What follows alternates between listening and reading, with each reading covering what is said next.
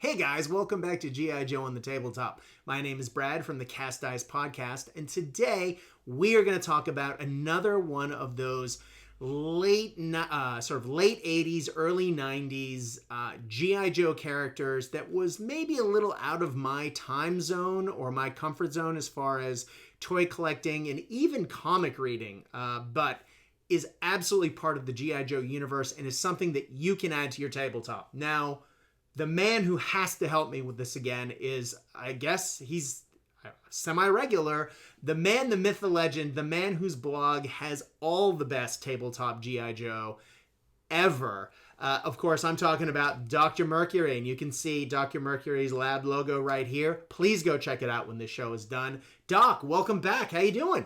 Good. Thanks for having me. Oh, man, it is always a pleasure. Thank you for coming on. I know it's always late night for you, and you've got to go down to your lair and flip on all the switches to come on, but it is appreciated that you make the time, my friend. Thank you. Oh, man. Well, let's talk about these guys. So when you and I started, I think I can safely say I was a kid and I was blown away when issue 21 dropped, Silent Interlude, and everyone talked about it. And it's still one of the great quote unquote comics of modern Western comics. I've actually taught it in school multiple times because it is a wordless text. Silent Interlude, of course, has Snake Eyes infiltrating the Silent Castle. And it's one of the first appearances, if not the first appearance, of Storm Shadow and definitely of the Arashikage ninjas. Now, the introduction of ninjas in the 80s, off the chain. Amazing. And we saw Arashikage ninjas on and off throughout the G.I. Joe run.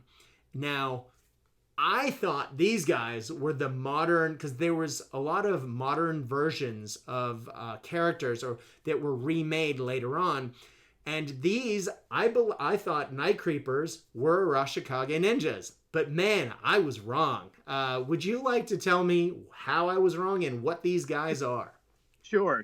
So what you had was there was a huge story arc in the G.I. Joe comics where Snake Eyes was pitted against Storm Shadow for the longest time. And like you said, in that issue 21, the huge reveal at the end of that issue, spoiler alert, was you saw that both of them had the coverings, the uniform or the wrappings on their forearms torn, and that they both bore the same tattoo. And it was the Arashikage clan symbol. So you knew right away that they were both involved in something the same. And as it would later reveal, Storm Shadow joined Cobra for the sole purpose of finding the killer of their shared master, the Hard Master. That's right. And through that story arc, it comes to a point in time where it's revealed that Zartan was the killer of that master, and that's right. Snake Eyes and Storm Shadow then have this moment where basically, essentially Storm Shadow becomes repentant and is redeemed and sides on the side of Snake Eyes and works for good, or at least his good and the clan's good, the Arashikage clan's good. Right. And no longer operates with Cobra. Now, when that happens, that creates a vacuum. And I want to say it was probably around issue 100, maybe, I think 104 is the specific issue where the Night Creepers are introduced. But this is starting into the phase 2 where you had G.I. Joe that was now almost like a Jedi school where they were training a specifically ninja force. Oh. And that's the name of it, is it was called Ninja Force. So you had these other characters that were coming in. Scarlet was included out of the original as well as Snake Eyes. But you had, was it Slice and Dice? Slice and Dice were two characters that were still associated with, I want to say, the Arashikage clan before Firefly revealed himself as the Faceless Master. There's a lot of lore here. But, yeah. But, and Larry Hama, the man loves ninjas. And I got to say, if it wasn't for him, I probably wouldn't have been as interested in martial arts, which became a lifelong obsession for me. There you go. But circling back to the Night Creepers, what you have is all of a sudden this vacuum that's created. Cobra's taken some pretty heavy losses. And these Night Creepers come to Cobra and offer their services for a price to Cobra. Because what they actually are is they're Swiss banker technocrats.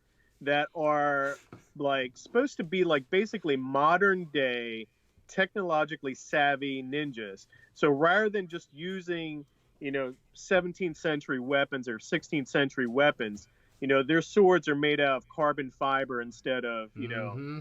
pounded steel, and they're using IR goggles, and they have, That's right. all kinds of different equipment that aids them in what they do, which is basically everything from espionage to assassinations. And basically, Cobra Commander tasks them with a job to do, in typical comic book fashion. Prove your worth to me, and Yep. they're tasked with assassinating Storm Shadow, who has left the Cobra ranks. That's right. That's right. Well, without getting into spoilers there and how successful they were, let's talk about the Night Creeper as a Cobra troop builder. Now, they are eventually technically part of Cobra because they were hired by Cobra. They are the enemy, and they have a pretty distinctive getup. Now, I've cycled between a couple of pictures back and forth while we've been talking. So what are some of the elements that you see that you would have to include from the art and from the action figure onto a small scale figure to make it stick out as a Night Creeper? So for the Night Creepers, the things that are most distinctive to them, I would say one is the style of headdress and helmet they wear. They have a visor Mm-hmm.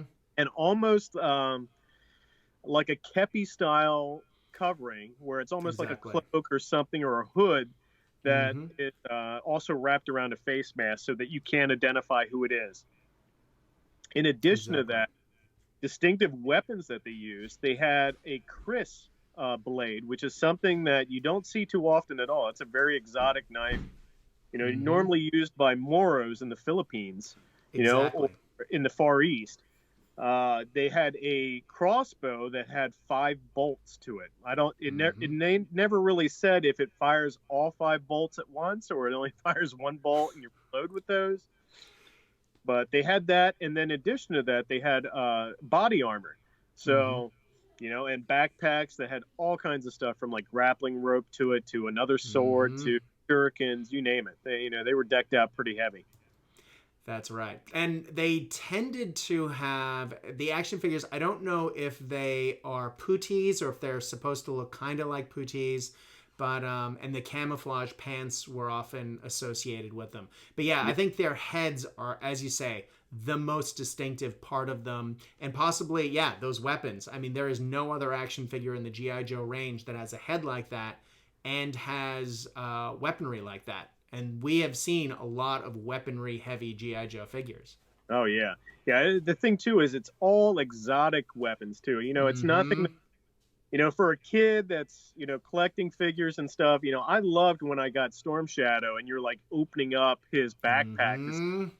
and you're like, wow. Yeah. So seeing the Night Creepers, I didn't own them, but my little cousin who's like 5 years younger than me ended up buying one when they were released, and I think they were two in 1989 with the other releases. Mm-hmm. And I just thought, wow, that's a really cool figure. And then, It is. too, they appeared in the Dick comics as well, the season two, Mm-hmm. cartoons. Sorry. Cartoon, yeah. Yeah. Yeah. Yeah, I don't remember them from the Dick cartoons. But like we talked about when you were on with the Alley Vipers, my memory of those is somewhat hazy. Those are rough. Uh, yeah, not the same. Well, Right. let's look at the Night Creepers file card because I think it'll give us some more information. I think you did a wonderful job of summarizing, but let's get into the nitty gritty. So, codename Night Creeper, and they are labeled as a Cobra Ninja. Captured Cobra documents revealed the existence of a contract between Cobra Commander and a syndicate of high-tech ninjas. It is believed that these so-called Night Creepers have been given the task of conducting all field intelligence and covert operations for Cobra. I love the exclamation point in the middle of these things. All investigations into the structure and origin of the Night Creepers have run into dead ends or resulted in the mysterious disappearance of the investigators. And the quote that goes with these guys is, All evidence seems to indicate that the Night Creepers have the drive and scruples of a Wall Street stock manipulator, the lethal skills of a master martial artist, and the stealthy talents of a cat burglar. To make matters worse, they are backed by the latest and most sophisticated anti-detection and weapon technology in the world. It's almost as though Attila the Hun had a black belt, an MBA, and was armed with lasers. So 80s. It's amazing. Yeah. Yeah. Well, let's take a look then at some of your Night Creepers. Now, you've made several versions of these guys. The first ones that we're going to look at are your shooting Night Creepers. Now, I know I put this in the order of looking at some of your models. Probably should have done this another way. So we have the crossbow troops here. You can see some of the hand-to-hand weapon troopers facing off against Scarlet there with the characteristic backpack. But let's then move to how you made these. So start by talking to us about Victory Force. And as you talk about through things, I will go back to those pictures again. Sure. So Victory Force is a small American company that produces a line that's, I think, called Red Can or Red Band, where it's almost like Jinro anime style 28 millimeter characters. I think that's the best way I can describe it. It looks like some of the stuff is a cross between like Bubblegum Crisis and Jinro, if you're familiar with Japanese animation. Oh yeah. And these characters look, the base models that I picked are these riot style troopers that look very close and at least inspired by those Jinro troopers. So the fact that they come with separate hands and separate weapons makes them ripe and easy for converting. Absolutely. Yeah, and those arms being apart from the body really gives you some opportunities to reconfigure these right off the bat without cutting and having to cut them, possibly damage the arm and or the miniature, and then having to sculpt the joints back on. That's a fantastic as you say, it's a fantastic conversion opportunity that makes it a lot easier, doesn't it? Yep, yeah, absolutely. And like I said, with them having the hands separate, you can then pick what kind of armament you want to give them. The only thing I'll say is, like, the troopers that had rifles, they were a little bit more work. Yes, because you have to cut them out. Well, let's talk about how you went from these models to the Night Creepers, because you, on your Thingiverse page, have created those characteristic heads. We talked about how that was one of the essential features that your models would need to have to look like Night Creepers. So talk us through these heads and how you made them. Sure. So those heads were made again in Tinkercad, which is a free online application that works right in your web browser. I can't recommend it enough to get it, play around with it, make some stuff, have some fun with it. There are a ton of YouTube videos out there for instructional videos. In addition, I used another application that's free, which is called Sculptress, which is a little bit has a steeper learning curve because you're not working with a variety of different shapes. You're basically starting with a single form, but it's a good way to make organic shapes if you're looking to make pouches, capes, folds, anything like that that's fabric or organic in nature. Yeah, absolutely. And I think you've done a brilliant job with those heads because they have so many different texture types. You have the hood, you have the wrappings, you have the goggles, you have the face mask, which is cloth, and then you have the helmet over the top and the wrappings that connect it. I think you've really knocked it out of the park with these heads in particular. Thanks. Yeah. And like I said, too, try to remember, too, as you're sculpting stuff, this is for 28 millimeter scale. So because the scale itself is going to be forgiving. When you see other sculptors try to create things and they're doing homages to, maybe a movie or something else, you'll notice it's not 100% accurate to the actual thing that they're trying to represent. So in that same token, don't be too hard on yourself. Go for those main characteristics of what you want so that it pays the model overall and gives you the feel of the model overall. Definitely. Well, let's talk about what else you built to make these sing, so to speak. So here's a sprue of those crossbows and sai hands that you've created to go along. I mean, clearly, as you said, the figures that you have arms that are not attached without hands. So I think this fits perfectly with that, doesn't it? Yep. So what I did is I sculpted a 28 millimeter hand, like clenched hand, in Sculptress, and then brought that into Tinkercad. And from that, that became my framework for all the conversion work. Anytime I want to make a single weapon that's going to be held by another model, I use that same hand over and over again. So in this instance, that hand, I created all the different weapon sprues for it. And basically, I went through like every weapon that I ever wanted that was exotic or that I owned as a kid that I probably shouldn't have, that I bought at flea market.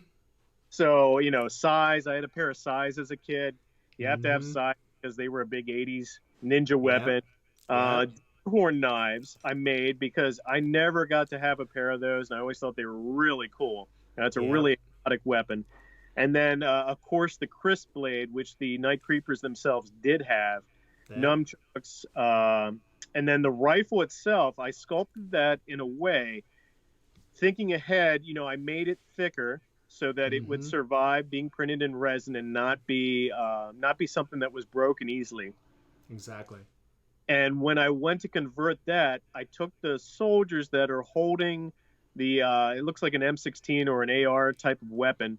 I had to clip that out entirely up to the stock, and that meant removing the model's hands as well. So the rifle, I believe, has a hand attached to it, but I had to remake the underhand holding the rifle up, and that I did with green stuff. And honestly, it's not too hard. You know, it might seem scary at first, but once you get used to using it, it's not too hard. It's basically making a ball shape about the same size as the hand that was there before, and then just pressing in fingers, you know, with a tool. Now, I've gone back to the pictures of your painted versions of this, and that I didn't realize that you hand sculpted the undergrip hands. That is amazing. That looks fantastic. Yeah, and like I said, like I am by trade, I'm not a sculptor. I'm not good at all. I did go to art school. I did terrible in sculpting in art school. I went for fine arts.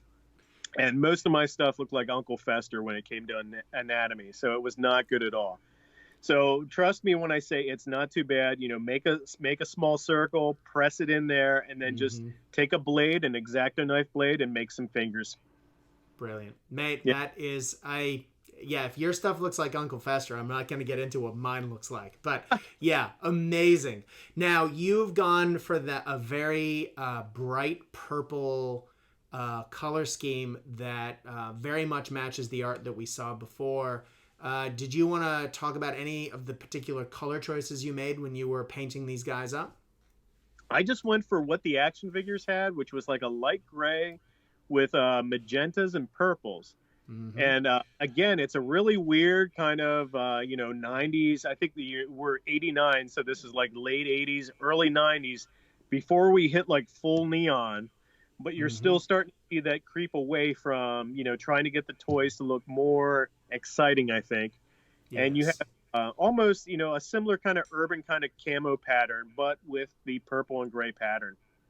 Yeah. Now, one of the things I saw when researching these guys was the Night Creeper leader. Now, I didn't take any pictures of his art because, man, there's some wild versions, and most of them are him wearing braces and no shirt. So I think... yeah, it's a little scary at times, but so I took a picture of your version, who you kept in the full Night Creeper body armor, but you did remove the traditional hat and helmet, I should say, and the mask, and he's just wearing a blindfold. Do you want to talk about how or why you made him that way? So I went with that. I kind of went with an inspired version of the Aleph, the Night Creeper leader. They had multiple versions of him. He's a pretty interesting character. They had a version of him where in the Dick comic, he has a hood and he's wearing like sunglasses almost, like mirrored goggles. And I didn't really like that version. I thought it wasn't really as exciting as it could be for the miniatures that I was making. So I went with the comic book version where basically, like you said, he's wearing a pair of braces, suspenders, shirtless, you know, running around with a blindfold on. I I think the blindfold was, again, you get into Larry Hama goes into some heavy mysticism where you have almost this Jedi interpretation of the ninja. So this Aleph character was like a blind swordsman where he didn't need to see to be able to fight. And that was the kind of the interpretation I went. I used that head as which was a pretty easy convert. I think I used a crooked dice head that I Yes, had, that looks like it. and then just green stuff the blind onto him.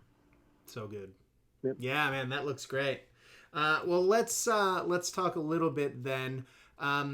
Here's an overall picture of all your sort of night creepers, or all the maybe a good chunk of your night creepers, standing in a cargo bay. Now you did do the camouflage on the pants, but do you have any final tips for people who are looking to make these? And when you are putting these on the tabletop, what are you representing them as? So as far as making them, I would say get the prints made of the weapon sprues that I have up on Thingiverse. Get them printed in resin. Get them printed by someone that's a reputable printer that knows what they're doing for resin. It was expensive. I want to say it was probably, again, like maybe $1 to $2 a print. But the entire time, the vendor that I used, he was very good. And if someone wants to, comment on the blog, I can tell you which vendor I used. But that vendor printed in resin. It's a very durable resin, so it's actually slightly flexible too. There's a lot of different types of resin out there. So depending on what your printer uses, it could be very brittle, which would be bad for wargaming, or you could have stuff that's pretty flexible, which is, will hold up for you, as well as keeping the detail. So you figure it was only maybe $1 or $2 a sprue. I think I have 15 night creepers. There was more than enough. I made, ambidextrous hands so that they have left and right hand weapons. So you can pretty much, kit them out however you want.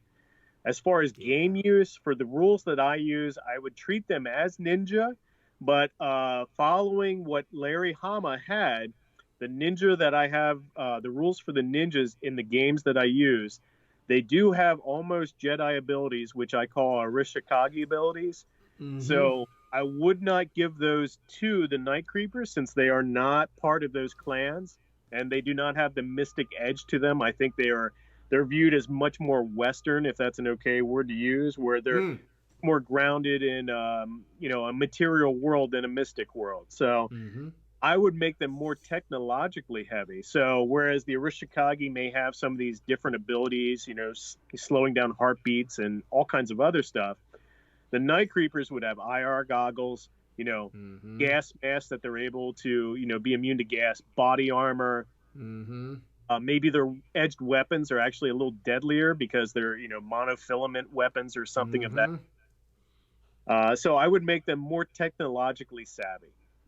Yeah, that makes sense. Yeah, when I am still figuring out how to use ninjas on a bolt action tabletop, I'm thinking veteran troops with forward deploying abilities, maybe using